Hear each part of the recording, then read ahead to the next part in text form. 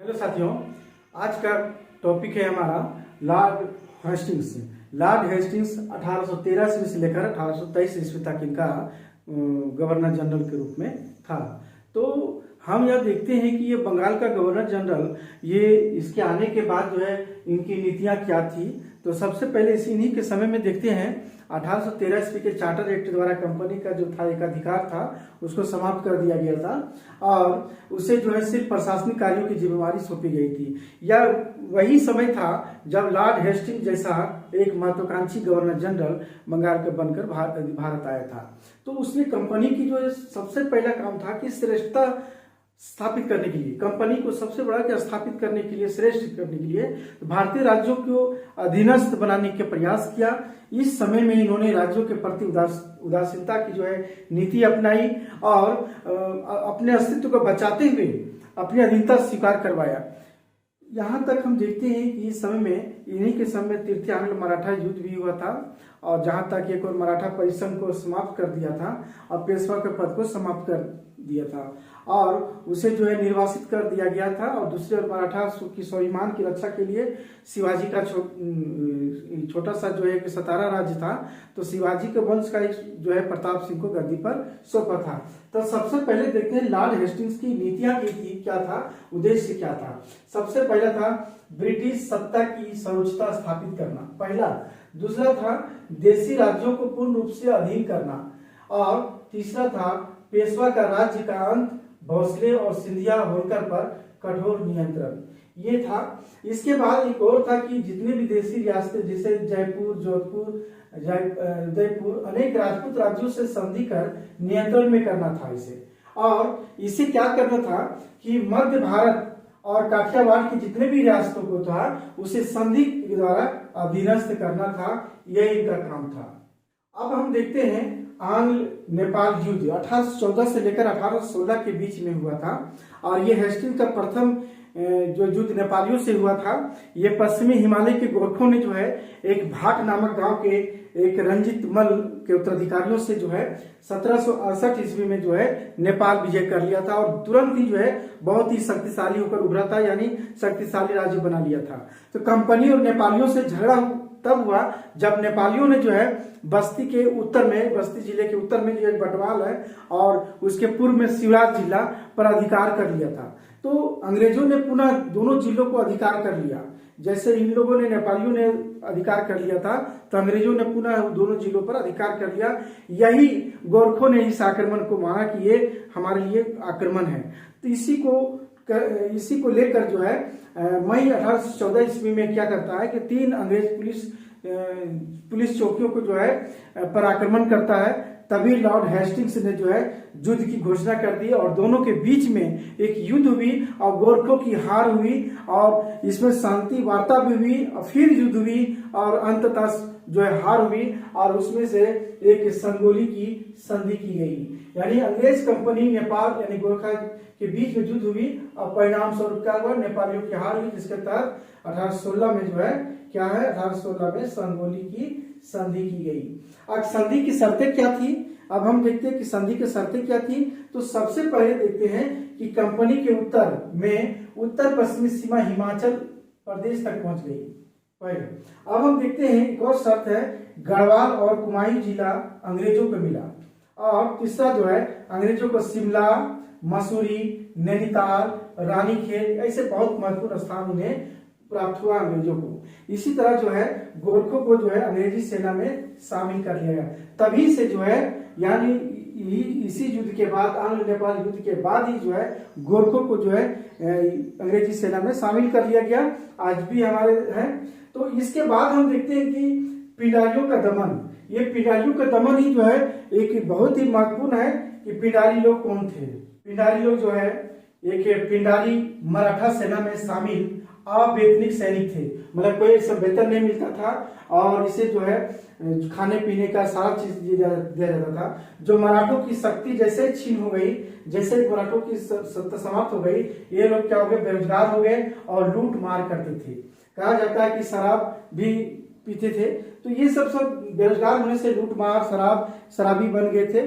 तो ये सब में से आगे चलकर 19वीं शताब्दी के प्रारंभ में तीन प्रमुख नेता होकर उभरे। इसी को लेकर चीतू पांडे और वासिम मोहम्मद और करीम खान, ये तीनों जो है एक नेता बनकर उभरे और अंग्रेजों से जो है लड़ाई लड़े। जैसे सर टॉमस हिस्लो की सहायता से इन लोगों को दमन किया गया।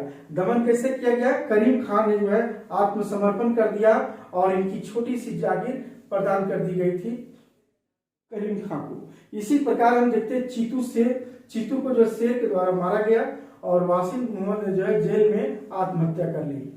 तो इस तरह से जो है पिंडारियों का भी दमन किया गया। पिंडारी वही लोग थे जो अवैतनिक सैनिक थे, जो मराठी सेना में थे, याद रखेंगे। इन्हीं के समय में हम देखते हैं कि तृतीय आंग्ल मराठा युद्ध हुआ, जो पेशवा का पद समाप्त कर दिया गया है ना। अब मराठा का जितना भी सारा जो है वो परिसंघ समाप्त कर दिया गया था।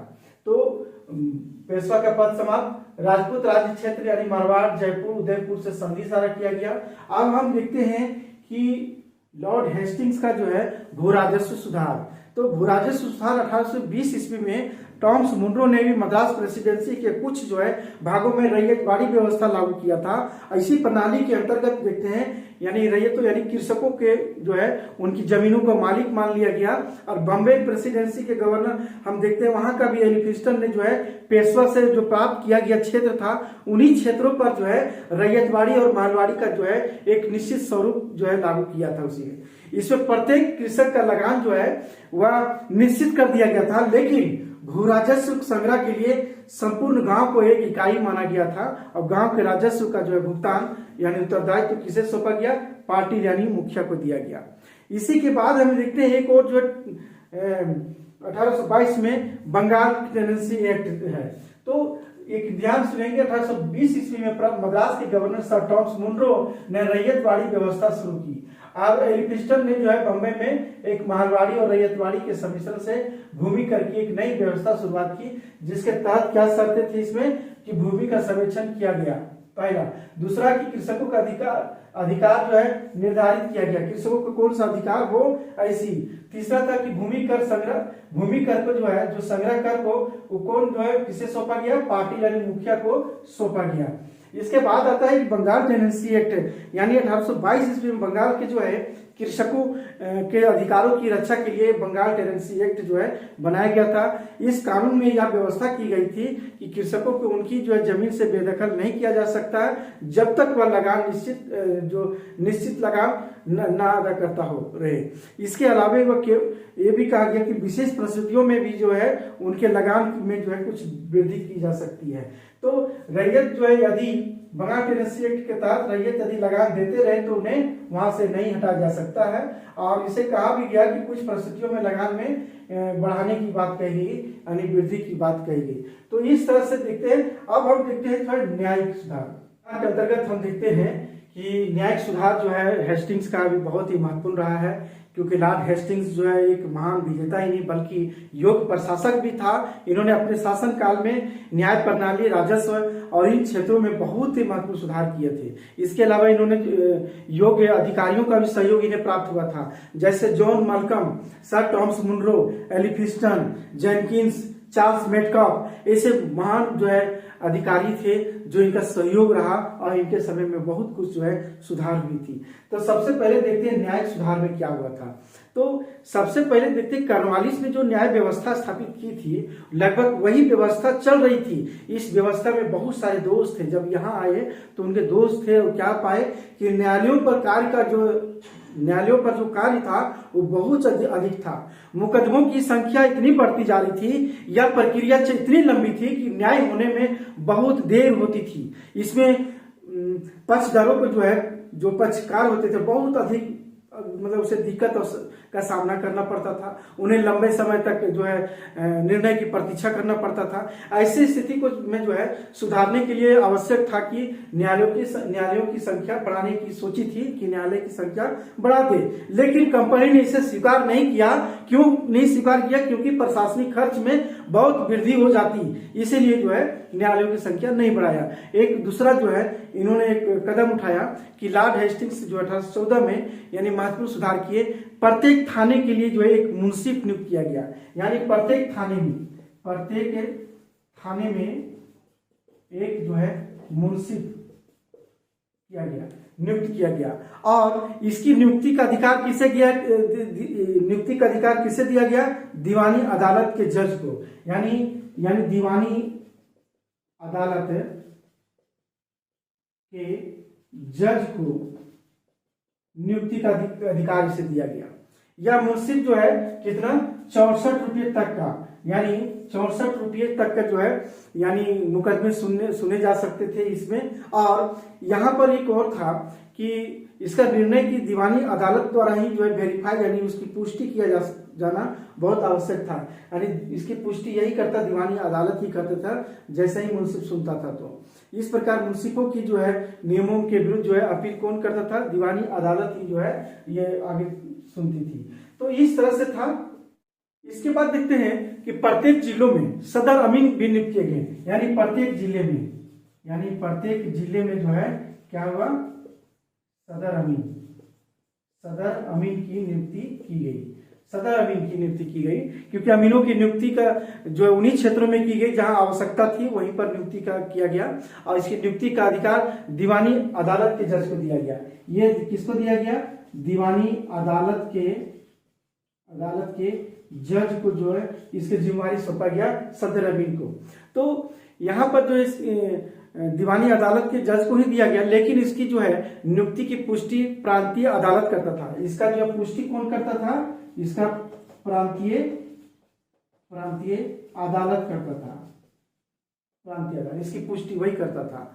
तो सदर अमीन को जो है 150 रुपये तक का जो है मुकदमे सुनने का अधिकार था, सुने जा सकते थे इसमें, और इसका अधिकार भी दिया गया। लेकिन कुछ ऐसे जो है मुकदमे की सुनवाई नहीं कर सकते जिसमें प्रतिवादी कोई अंग्रेज हो।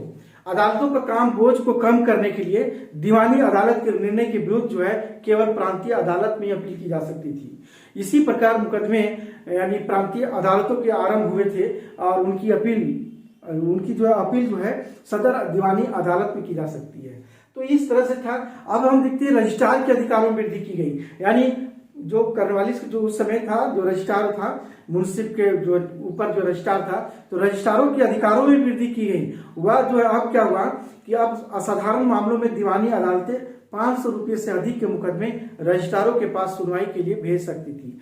जो मुकदमे, और यहाँ ये आगे था कि जो मुकदमा 5000 रुपये या 500 रुपये से अधिक, 5000 रुपये से अधिक मुकदमे सुने जाते हैं सीधे प्रांतीय अदालतों में दायर करने का नियम बनाया गया। यानी जिला दीवानी अदालतें ऐसे मुकदमों को प्रत्येक को जो है प्रांतीय दीवानी अदालतों को भेज सकती थी।